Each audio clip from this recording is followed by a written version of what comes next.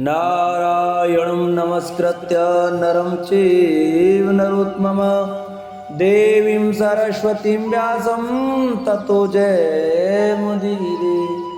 शान्ताकारं भुजगशयनं पद्मनाभं सुरेशं वैश्वाधारं गगनसदृशं मेघवर्णशुभांगं लक्ष्मीकान्तकमलनयनं योगविद्यार्णगम्यं वन्दे विष्णु भगवहरं सर्वलोकैकनाथं। मनोजवं मारुतितुल्यवेगं जितेन्द्रियं बुद्धिमतां वरिष्ठं वातात्मजं वानरयूथमुख्यं श्रीरामदूतं शरणं प्रपद्ये। बोलो भागवत भगवान की जय। श्रीमद् भागवत महापुराण का तृतीय स्कंद 24वां अध्याय श्री कपिल देव जी का जन्म और देवहूति का प्रश्न तथा भगवान कपिल द्वारा भक्ति योग की महिमा का वर्णन आज की कथा में सुने। आइए भक्तों कथा को प्रारंभ करते हैं। श्री मैत्रेय जी कहते हैं, उत्तम गुणों से सुशोभित मनु कुमारी देवहूति ने जब ऐसी वैराग्य युक्त बातें कही तब कृपालु कर्दम मुनि को भगवान विष्णु के कथन का स्मरण हुआ आया और उन्होंने उससे कहा, कर्दम जी बोले, दोष रहित राजकुमारी, तुम अपने विषय में इस प्रकार खेद न करो। तुम्हारे गर्भ में अविनाशी भगवान विष्णु शीघ्र ही पधारेंगे। प्रिय, तुमने अनेक प्रकार के व्रतों का पालन किया है, अतः तुम्हारा कल्याण होगा। अब तुम संयम, नियम, तप और दान आदि करती हुई श्रद्धा पूर्वक भगवान का भजन करो। इस प्रकार आराधना करने पर श्री हरि तुम्हारे गर्भ में अवतीर्ण होकर मेरा यश बढ़ावेंगे और ब्रह्म ज्ञान का उपदेश करके तुम्हारे हृदय की अहंकारमयी ग्रंथि का छेदन करेंगे। श्री मैत्रेय जी कहते हैं, विदुर जी, प्रजापति कर्दम के आदेश में गौरव बुद्धि होने से देवहूति ने उस पर पूर्ण विश्वास किया और वह निर्विकार जगत गुरु भगवान श्री पुरुषोत्तम की आराधना करने लगी। इस प्रकार बहुत समय बीत जाने पर भगवान मधुसूदन कर्दम जी के वीर का आश्रय ले उसके गर्भ में इस प्रकार प्रकट हुए जैसे काष्ठ में से अग्नि। उस समय आकाश में मेघ जल बरसाते हुए गरज गरज कर बाजे बजाने लगे, गंधर्वगण गान करने लगे और अप्सराएं आनंदित होकर नाचने लगी। आकाश से देवताओं के बरसाए हुए दिव्य पुष्पों की वर्षा होने लगी। सब दिशाओं में आनंद छा गया। जलाशयों का जल निर्मल हो गया और सभी जीवों के मन प्रसन्न हो गए। इसी समय सरस्वती नदी से घिरे हुए कर्दम जी के उस आश्रम में मरीचि आदि मुनियों के सहित श्री ब्रह्मा जी आए।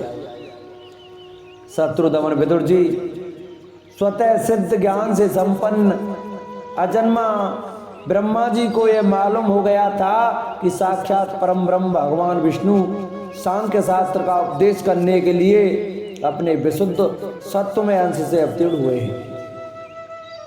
अतः भगवान जिस कार्य को करना चाहते थे उसका उन्होंने विशुद्ध चित्त से अनुमोदन एवं आदर किया और अपनी संपूर्ण इंद्रियों से प्रसन्नता प्रकट करते हुए कर्दम जी से इस प्रकार कहा। श्री ब्रह्मा जी ने कहा, प्रिय कर्दम, तुम दूसरों को मान देने वाले हो। तुमने मेरा सम्मान करते हुए जो मेरी आज्ञा का पालन किया है, इससे तुम्हारे द्वारा निष्कपट भाव से मेरी पूजा संपन्न हुई है। पुत्रों को अपने पिताजी की सबसे बड़ी सेवा यही करनी चाहिए कि जो आज्ञा ऐसा कहकर आदर पूर्वक उनके आदेश को स्वीकार करें। बेटा, तुम सभ्य हो, तुम्हारी ये सुंदरी कन्याएं अपने वंशों द्वारा इस सृष्टि को अनेक प्रकार से बढ़ावेंगी। अब तुम इन मरीचि आदि मुनीश्वरों को इनके स्वभाव और रुचि के अनुसार अपनी कन्या समर्पित करो और संसार में अपना सुयश फैलाओ। मुनि, मैं जानता हूं जो संपूर्ण प्राणियों की निधि है, उनके अविष्ट मनोरथ पूर्ण करने वाले हैं, वे आदि पुरुष श्री नारायण ही अपनी योग माया से कपिल के रूप में अवतीर्ण हुए हैं। फिर देवहूति से बोले, राजकुमारी, सुनहरे बाल, कमल जैसे विशाल नेत्र और कमलांकित चरण कमलों वाले शिशु के रूप में कैटवासुर को मारने वाले साक्षात श्री हरि ने ही ज्ञान विज्ञान द्वारा कर्मों की वासनाओं का मूलाच्छेदन करने के लिए तेरे गर्भ में प्रवेश किया है। ये अविद्या जनित मोह की ग्रंथियों को काटकर पृथ्वी में स्वच्छंद विचरेंगे। ये सिद्ध गणों के स्वामी और सांख्याचार्यों के भी माननीय होंगे। लोक में तेरी कीर्ति का विस्तार करेंगे और कपिल नाम से विख्यात होंगे। श्री मैत्रेय जी कहते हैं, विदुर जी, जगत की सृष्टि करने वाले ब्रह्मा जी उन दोनों को इस प्रकार आश्वासन देकर नारद और सनकादि को साथ ले हंस पर चढ़कर ब्रह्मलोक को चले गए। ब्रह्मा जी के चले जाने पर कर्दम जी ने उनके आज्ञा अनुसार मरीचि आदि प्रजापतियों के साथ अपनी कन्याओं का विधि पूर्वक विवाह कर दिया। उन्होंने अपनी कला नाम की कन्या मरीच को, अनसुईया अत्रि को, श्रद्धा अंगिरा को और हर विभु पुलत्स को समर्पित की। पुलय को अपने अनुरूप गति नाम की कन्या दी। क्रतु के साथ परम साध्वी क्रिया का विवाह किया। भृगु जी को ख्याति और वशिष्ठ जी को अरुंधति समर्पित की। अथर्वा ऋषि को शांति नाम की कन्या दी, जिससे यज्ञ कर्म का विस्तार किया जाता है। कर्दम जी ने उन विवाहित ऋषियों का उनकी पत्नियों के सहित खूब सत्कार किया।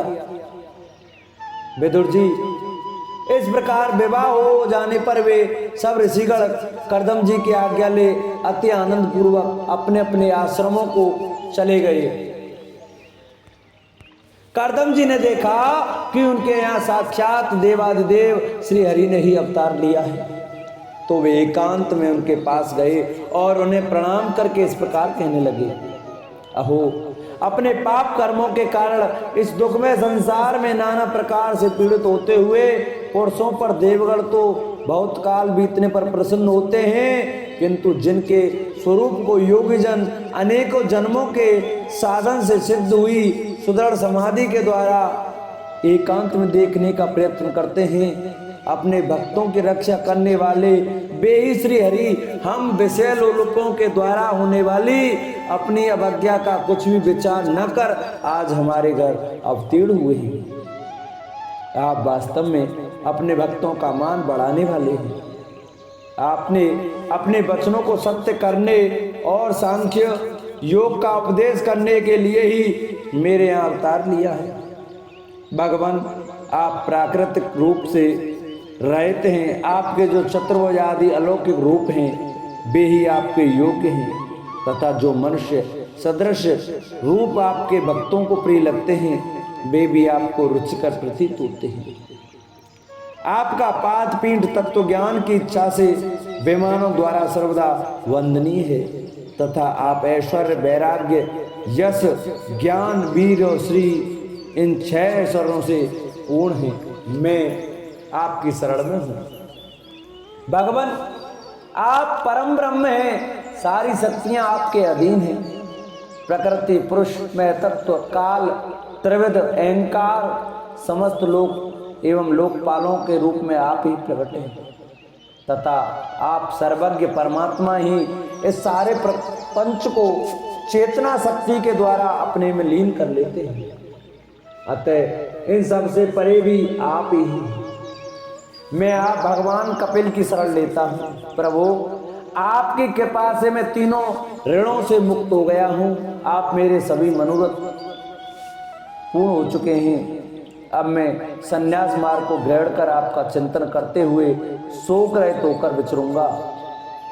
आप समस्त प्रजाओं के स्वामी हैं, अतः इसके लिए मैं आपकी आज्ञा चाहता हूँ। श्री भगवान ने कहा, मुनि, वैदिक और लौकिक सभी कर्मों में संसार के लिए मेरा कथन ही प्रमाण है। इसलिए मैंने जो तुमसे कहा था कि मैं तुम्हारे यहाँ जन्म लूंगा, उसे सत्य करने के लिए ही मैंने यह अवतार लिया है। इस लोक में मेरा यह जन्म लिंग शरीर से मुक्त होने की इच्छा वाले मुनियों के लिए आत्म दर्शन में उपयोगी प्रकृति आदि तत्वों का विवेचन करने के लिए ही हुआ है। आत्मज्ञान का यह सूक्ष्म मार्ग बहुत समय से लुप्त हो गया है, इसे फिर से प्रवर्तित करने के लिए ही मैंने यह शरीर ग्रहण किया है। ऐसा जानो मुने, मैं आज्ञा देता हूँ, तुम इच्छानुसार जाओ और अपने संपूर्ण कर्म मुझे अर्पण करते हुए दुर्जय मृत्यु को जीतकर मोक्ष पद प्राप्त करने के लिए मेरा भजन करो। मैं स्वयं प्रकाश और संपूर्ण जीवों के अंतःकरणों में रहने वाला परमात्मा ही हूँ। अतः जब तुम विशुद्ध बुद्धि के द्वारा अपने अंतःकरण में मेरा साक्षात्कार कर लोगे, तब सब प्रकार के शोकों से छूटकर निर्भय पद मोक्ष प्राप्त कर लोगे। माता देवहूति को भी मैं संपूर्ण कर्मों से छुड़ाने वाला आत्मज्ञान प्रदान करूंगा, जिससे यह संसार रूप भय से पार हो जाएंगे। श्री मैत्रेय जी कहते हैं, भगवान कपिल के इस प्रकार कहने पर प्रजापति कर्दम जी उनकी परिक्रमा कर प्रसन्नता पूर्वक वन को चले गए।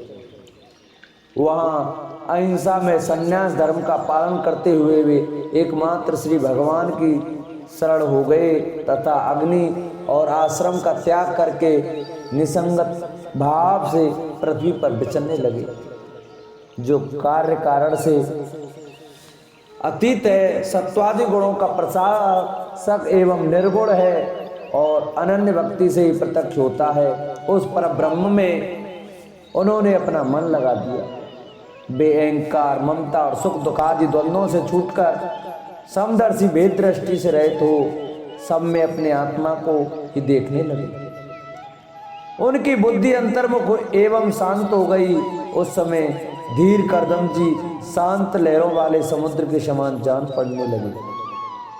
परम भक्ति भाव के द्वारा सर्वांतर्यामी सर्वज्ञ श्री वासुदेव में चित्त स्थिर हो जाने से वे सारे बंधनों से मुक्त हो गए। संपूर्ण भूतों में अपने आत्मा श्री भगवान को और संपूर्ण भूतों को आत्मस्वरूप श्री हरि में स्थित देखने लगे। इस प्रकार इच्छा और द्वेष से रहित सर्वत्र संबुद्धि और भक्ति भगवत भक्ति से संपन्न होकर श्री कर्दम जी ने भगवान का परम पद प्राप्त कर लिया। सौनक जी ने पूछा, सूत जी, तत्वों की संख्या करने वाले भगवान कपिल साक्षात अजन्मा नारायण होकर भी लोगों को आत्मज्ञान का उपदेश करने के लिए अपनी माया से उत्पन्न हुए थे। मैंने भगवान के बहुत से चरित्र सुने हैं, तथापि इन योगी प्रवर पुरुष श्रेष्ठ कपिल जी की कीर्ति को सुनते सुनते मेरी इंद्रियां तृप्त नहीं होती।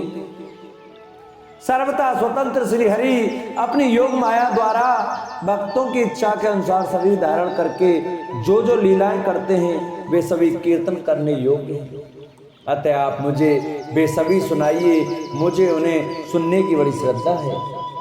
श्री सूत जी कहते हैं, मुने, आपकी ही भांति जब विदुर जी ने यह आत्मज्ञान विषयक प्रश्न किया तो श्री व्यास जी के सखा भगवान मैत्रेय जी प्रसन्न होकर इस प्रकार कहने लगे।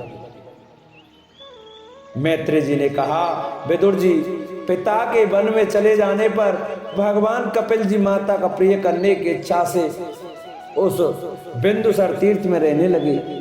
एक दिन तत्व समूह के पारदर्शी भगवान कपिल कर्म कला से विरत हो आसन पर विराजमान थे। उस समय ब्रह्मा जी के वचनों का स्मरण करके देवहूति ने उनसे कहा। माता देवहूति बोली, भूमन प्रभु, इस दुष्ट इंद्रियों की विजय लालसा से मैं बहुत ऊब गई हूँ और इनकी इच्छा पूरी करते रहने से ही घोर अज्ञान अंधकार में पड़ी हुई हूँ। अब आपकी कृपा से मेरी जन्म परंपरा समाप्त हो चुकी है। इसी से इस दुष्टर अज्ञानांधकार से पार लगाने के लिए सुंदर नेत्र रूप आप प्राप्त हुए हैं। आप संपूर्ण जीवों के स्वामी भगवान आदि पुरुष हैं तथा अज्ञानांधकार से अंधे पुरुषों के लिए नेत्र स्वरूप सूर्य की भांति उदित हुए हैं। देव, इन देह आदि में जो में मेरेपन का दुराग्रह होता है वह भी आपका ही कराया हुआ है। अतः आप मेरे इस महामोह को दूर कीजिए। आप अपने भक्तों के संसार रूप वृक्ष के लिए कुठार के समान हैं। मैं प्रकृति और पुरुष का ज्ञान प्राप्त करने की इच्छा से आप शरणागत वत्सल की शरण में आई हूँ। आप भागवत धर्म जानने वालों में सबसे श्रेष्ठ हैं। मैं आपको प्रणाम करती हूँ। श्री मैत्रेय जी कहते हैं, इस प्रकार माता देवहूति ने अपनी जो अभिलाषा प्रकट की वह परम पवित्र और लोगों को मोक्ष मार्ग में अनुराग उत्पन्न करने वाली थी।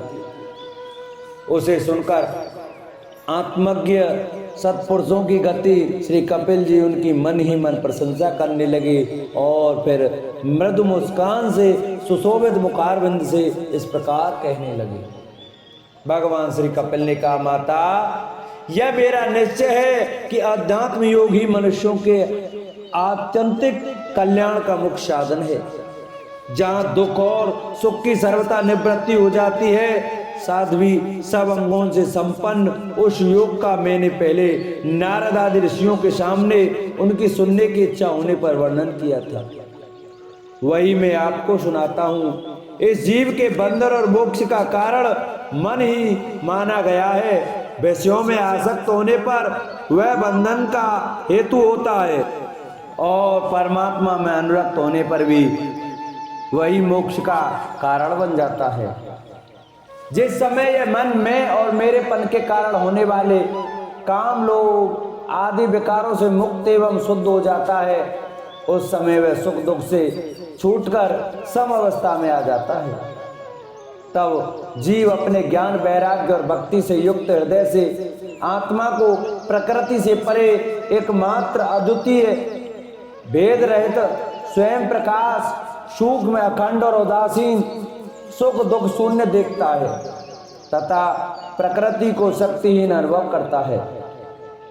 योगियों के लिए भगवत प्राप्ति के निमित्त सर्वात्मा श्री हरि के प्रति की हुई भक्ति के समान और कोई मंगलमय मार्ग नहीं है। विवेकी जन संज्ञा आसक्ति को ही आत्मा का छेदन बंधन मानते हैं, किंतु वही संज्ञा आसक्ति जब संतों महापुरुषों के प्रति हो जाती है तो मोक्ष का खुला द्वार बन जाती है। जो लोग सहनशील दयालु समस्त देहधारियों के कारण हेतु किसी के प्रति भी शत्रुभाव न रखने वाले शांत सरल स्वभाव और सत्पुरुषों का सम्मान करने वाले होते हैं, जो मुझ में अनन्य भाव से सुदृढ़ प्रेम करते हैं, मेरे लिए संपूर्ण कर्म तथा अपने सभी संबंधियों को भी त्याग देते हैं और मेरे परायण रहकर मेरी पवित्र कथाओं का श्रवण कीर्तन करते हैं तथा मुझ में ही चित्त लगाए रहते हैं। उन भक्तों को संसार के तरह तरह के ताप कोई कष्ट नहीं पहुंचाते। साध्वी ऐसे ऐसे सर्वसंग परित्यागी महापुरुष ही साधु होते हैं। तुम्हें उन्हीं के संग की इच्छा करनी चाहिए, क्योंकि वे आसक्ति से उत्पन्न सभी दोषों को हर लेने वाले हैं। सत्पुरुषों के समागम से मेरे पराक्रमों का यथार्थ ज्ञान कराने वाली तथा हृदय और कानों को प्रिय लगने वाली कथाएं होती हैं। उनका सेवन करने से शीघ्र ही मोक्ष मार्ग में श्रद्धा प्रेम और भक्ति का क्रम से विकास होगा। फिर मेरी सृष्टि आदि लीलाओं का चिंतन करने से प्राप्त हुई भक्ति के द्वारा लौकिक एवं पारलौकिक सुखों से वैराग्य हो जाने पर मनुष्य सावधानता पूर्वक योग के भक्ति प्रदान सरल उपायों से समाहित होकर मनोनिग्रह के लिए यत्न करेगा। इस प्रकार प्रकृति के गुणों से उत्पन्न हुए शब्दादि विषयों का त्याग करने से वैराग्य युक्त ज्ञान से योग से और मेरे प्रति की हुई सुदृढ़ भक्ति से मनुष्य मुझ अपने अंतरात्मा को इस देह में ही प्राप्त कर लेता है। देवहूति ने कहा, भगवान आपकी समुचित भक्ति का स्वरूप क्या है और मेरी जैसी अबलाओं के लिए कैसी भक्ति ठीक है। जिससे कि मैं सहज में ही आपके निर्वाण पद को प्राप्त कर सकूं। निर्वाण स्वरूप प्रभु जिसके द्वारा तत्व ज्ञान होता है और जो लक्ष्य को भेदने वाले बाण के समान भगवान की प्राप्ति कराने वाला है, वह आपका कहा हुआ योग कैसा है और उसके कितने अंग हैं। हरे ये सब आप मुझे इस प्रकार समझाइए जिससे कि आपकी कृपा से मैं मंदमती स्त्री जाति भी इस दुर्बोध विषय को सुगमता से समझ सकूं। श्री मैत्रेय जी कहते हैं, विदुर जी जिसके शरीर से उन्होंने स्वयं जन्म लिया था, उस अपनी माता का ऐसा अभिप्राय जानकर कपिल जी के हृदय में स्नेह बढ़ाया और उन्होंने प्रकृति आदि तत्वों का निरूपण करने वाले शास्त्र का, जिसे सांख्य कहते हैं, उपदेश किया। साथ ही भक्ति विस्तार एवं योग का भी वर्णन किया। श्री भगवान ने कहा, माता जिसका चित्र एकमात्र भगवान में ही लग गया है, ऐसे मनुष्य की वेद वेद कर्मों में लगी हुई तथा विषयों का ज्ञान कराने वाली कर्मेंद्रियां एवं ज्ञानेंद्रियां दोनों प्रकार की इंद्रियों की जो सत्य मूर्ति श्री हरि के प्रति स्वभाव की प्रवृत्ति है, वही भगवान की अवेती भक्ति है।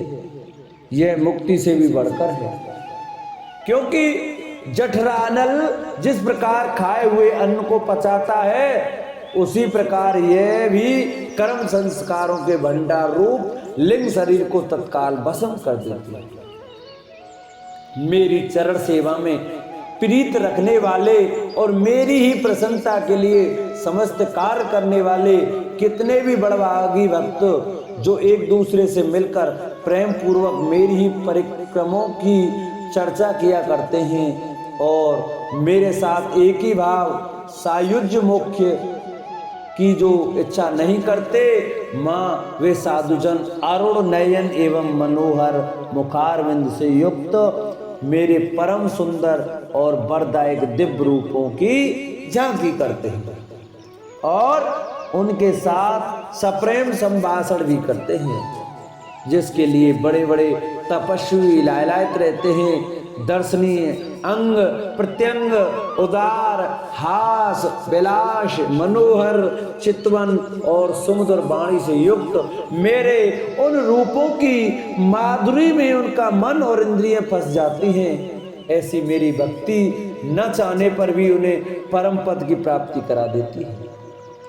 अविद्या की निवृत्ति हो जाने पर यद्यपि वे मुझ मायापति के सत्यादि लोकों की भोग संपत्ति भक्ति की प्रवृत्ति के पश्चात स्वयं प्राप्त होने वाली अष्ट सिद्धि अथवा वैकुंठ लोक के भगवतीय ऐश्वर्य की भी इच्छा नहीं करते, तथापि मेरे धाम में पहुंचने पर उन्हें ये सब विभूतियां स्वयं ही प्राप्त हो जाती हैं, जिनका एकमात्र मैं ही प्रिय आत्मा पुत्र मित्र गुरु सुहृद और इष्ट देव। वे मेरे ही आश्रय में रहने वाले भगवत जन शांति में वैकुंठ धाम में पहुंचकर किसी प्रकार भी इन दिव्य भोगों से रहित नहीं होते और ना उन्हें मेरा काल चक्र ही ग्रस सकता है। माता जी जो लोग ये लोक परलोक और इन दोनों लोकों में साथ जाने वाले वासना में लिंग देह को तथा शरीर से संबंध रखने वाले जो धन पशु एवं गृह आदि पदार्थ हैं, उन सबको और अन्य संग्रहों को भी छोड़कर अनन्य भक्ति से सब प्रकार मेरा भजन करते हैं, उन्हें मैं मृत्यु रूप संसार सागर से पार कर देता हूँ। मैं साक्षात भगवान हूँ, प्रकृति और पुरुष का भी प्रभु हूँ तथा समस्त प्राणियों का आत्मा हूँ। मेरे सिवा और किसी का आश्रय लेने से मृत्यु रूप महाभय से छुटकारा नहीं मिल सकता। मेरे भय से ये वायु चलती है, मेरे भय से सूर्य तपता है, मेरे भय से इंद्र वर्षा करता है, अग्नि जलाती है तथा मेरे ही भय से मृत्यु अपने कार्य में प्रवृत्त होता है। योगीजन ज्ञान वैराग्य युक्त भक्ति योग के द्वारा शांति प्राप्त करने के लिए मेरे निर्भय चरण कमलों का आश्रय लेते हैं।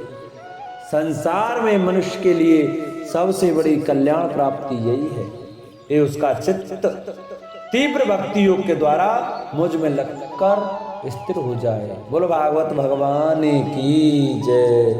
भक्तजनों, आज की कथा को हम यही विश्राम देते हैं। कल हम आपको मैदादि भिन्न भिन्न तत्वों की उत्पत्ति का वर्णन सुनाएंगे। तो सभी भक्तजन हमारी श्रीमद् भागवत महापुराण की कथा को प्रतिदिन बड़े श्रद्धा भाव और प्रसन्न चित्त मन से सुने। आइए भक्तों, कथा को विश्राम करते हैं। जिन भक्तों को हमारी ये वीडियो अच्छी लगी हो, हमारी कथा अच्छी लगी हो, वो हमारी वीडियो को ज़्यादा से ज़्यादा शेयर करें। जिन्होंने चैनल को सब्सक्राइब नहीं किया वो चैनल को सब्सक्राइब करें, बेल आइकन का बटन दबाना न भूलें, वीडियो को लाइक करें और कमेंट में राधे राधे जय श्री कृष्णा अवश्य लिखें। बोलो भागवत भगवान की जय, बोलो व्यास भगवान की जय, बोलो सुखदेव भगवान की जय, बोलो परीक्षित भगवान की जय। जय जय श्री राधे।